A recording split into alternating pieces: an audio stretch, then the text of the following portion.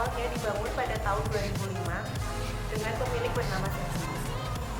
Usaha kemudian berkembang menjadi sebuah perusahaan berbentuk CV pada tahun 2003. Pada tahun tersebut, perusahaan mempunyai nama resmi sebagai CV Semeru Jaya Teknik.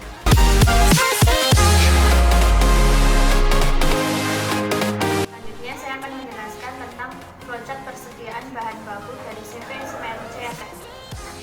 Flowchart bagian persediaan bahan baku dimulai di bagian pembelian. Bagian pembelian membuat memo atau notifikasi barang yang diperlukan menghasilkan dokumen memo atau notifikasi barang. Memo atau notifikasi barang ini dikirimkan ke bagian keuangan dan dilakukan pengecekan notifikasi pesanan barang.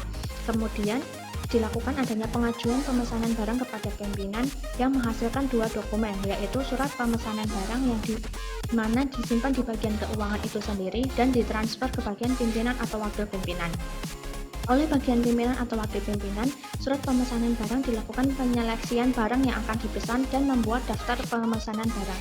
Daftar pemesanan barang ini dikirim ke bagian keuangan dan dilakukan adanya pencatatan pemesanan barang dalam buku besar, yang mana menghasilkan dua dokumen, yaitu surat pemesanan barang. Surat pemesanan barang ini disimpan oleh bagian keuangan dan ditransfer ke bagian pembelian kembali. Oleh bagian pembelian, surat pemesanan barang dilakukan proses pemesanan barang kepada supplier, menghasilkan dua dokumen kembali, yaitu surat order pembelian. Surat order pembelian ini, yang satu disimpan di bagian pembelian dan yang satu diberikan kepada supplier. Oleh bagian supplier, surat order pembelian diterima pemesanannya dan dilakukan penyiapan barang.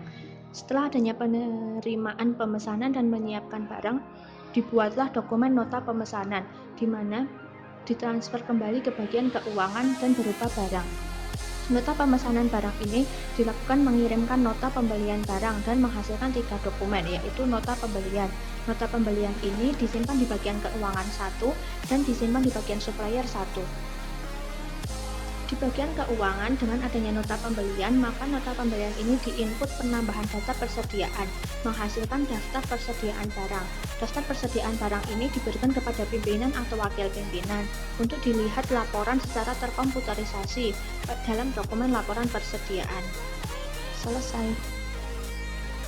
Selanjutnya saya akan menjelaskan flowchart piutang dari CV Semeru Jaya Teknik.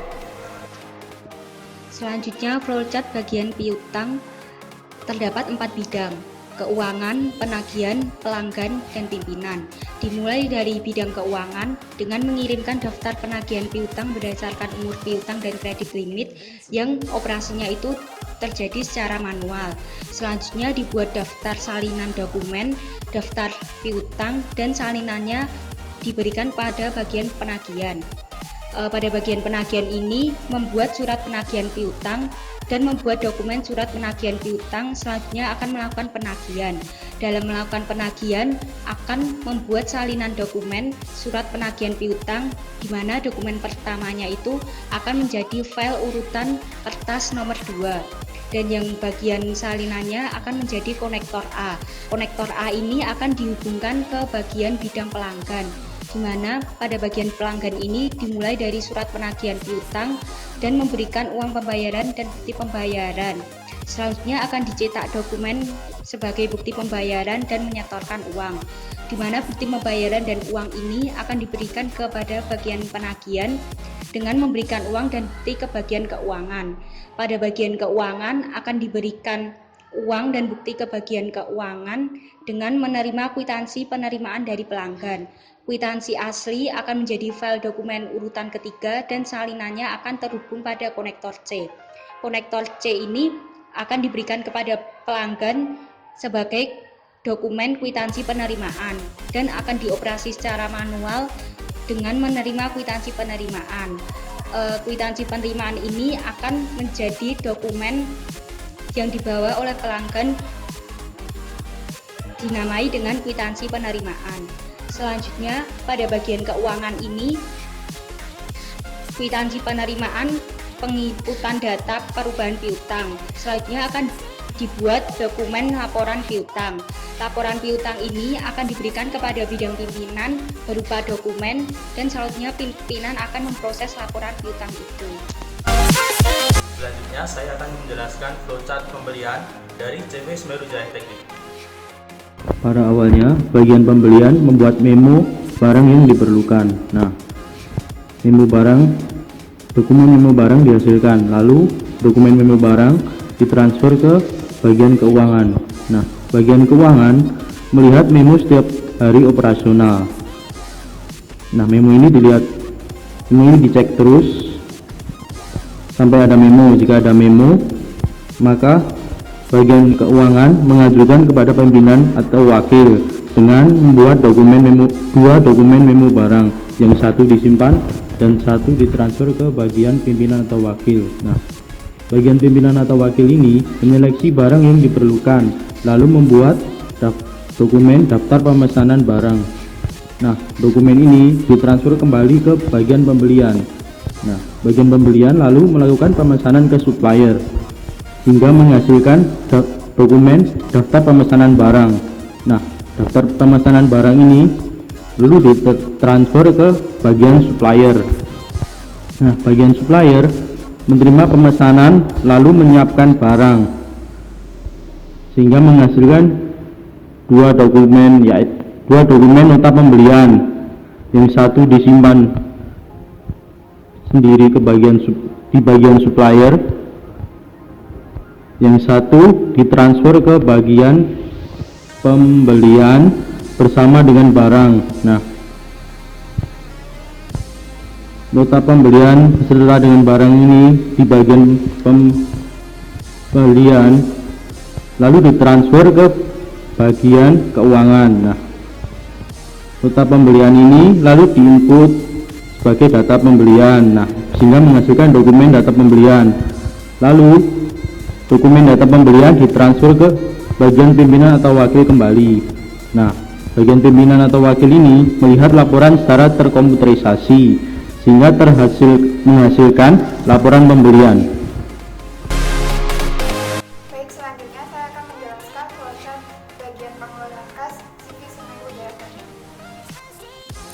Flowchart bagian pengeluaran kas dimulai pada bagian keuangan, melakukan pemesanan ke pemasok, lalu mengeluarkan daftar pemesanan barang yang ditransfer ke supplier. Lalu supplier menerima daftar pemesanan barang dan menyiapkan barang, lalu mengeluarkan nota pemesanan. Nota pemesanan ini diberikan kepada bagian keuangan dan bagian pembelian. Lalu pada nota pesanan ini, supplier mengirimkan barang dan dengan nota pembeliannya. Lalu pada nota pembelian ini dibagikan kepada bagian keuangan dan bagian pembelian. Di bagian keuangan, nota pembelian ini diinput lalu dilaporkan pada laporan pengeluaran kas. Lalu laporan pengeluaran kas ini dilihat oleh pemimpin atau wakil pimpinan secara terkomputerisasi. Lalu pada bagian pembelian, nota pembelian ini disesuaikan dengan harga nota pemesanan. Lalu nota pembelian ini di bagian pembelian disimpan secara numerik atau secara sesuai dengan tanggal. Lalu, apa saja kelebihan maupun kekurangan dari flowchart yang dipakai oleh perusahaan ini? Jadi seperti ini. Kelebihan penggunaan flowchart pada perusahaan ini adalah membantu untuk memperjelas proses yang kompleks, kemudian menyoroti langkah-langkah yang penting, dan juga menghilangkan langkah-langkah yang tidak perlu. Selain itu, penggunaan flowchart ini juga akan membuat pengelolaan data dan juga keakurasian penginputan menjadi lebih baik daripada sebelumnya. Kelemahan atau kekurangan dari flowchart yang ada. Yang pertama, flowchart persediaan. Dalam sistem yang berjalan, pada proses pengerjaan pemasangan bagian bengkel tidak melakukan pencatatan atas pengeluaran barang, sehingga bagian bengkel tidak membuat laporan untuk diserahkan ke bagian keuangan. Laporan yang ada hanya dari nota yang diberikan kepada bagian keuangan untuk dibuat laporan persediaan pembelian yang nantinya ditujukan kepada pimpinan. Akibatnya, tidak adanya laporan untuk dijadikan sebagai arsip pada masing-masing bagian, dan itu bisa menyebabkan selisih persediaan antara perhitungan bengkel dan juga perhitungan bagian keuangan.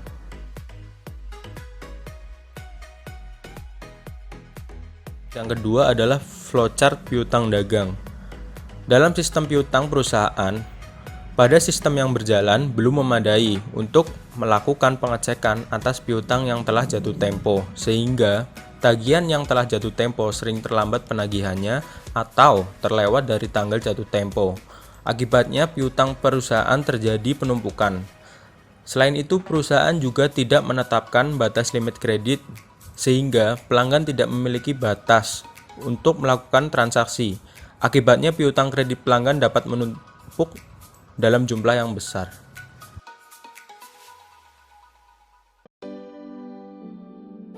Untuk flowchart pembelian. Jadi prosedur pembelian yang ada di dalam perusahaan ini itu tidak mengikuti prosedur pembelian yang seharusnya. Sehingga pembelian barang bisa terjadi kapanpun yang dilakukan oleh bagian bengkel. Padahal pembelian tersebut belum dibutuhkan dan bisa terjadi kesalahan pemesanan barang. Hal ini bisa mengakibatkan jumlah persediaan yang banyak namun tidak diperlukan.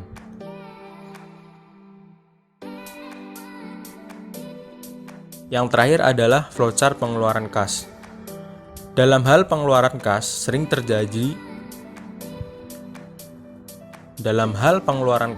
terjadi adanya selisih kas pembelian barang dengan pada saat pemesanan kepada supplier.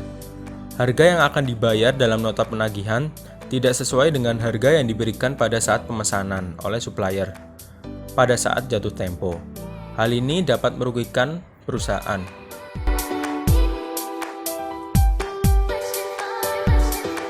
Kesimpulan dan saran. Berdasarkan analisis kami, perusahaan masih belum dapat mengatasi permasalahan yang ada di dalam persediaan, pembelian, penagihan piutang, dan pengeluaran kas. Sarannya, setelah melakukan penelitian, maka kami menyarankan perusahaan untuk menjalankan rekomendasi yang telah diberikan untuk mengatasi kelemahan pada bagian persediaan, penagihan piutang, pembelian, dan pengeluaran kas.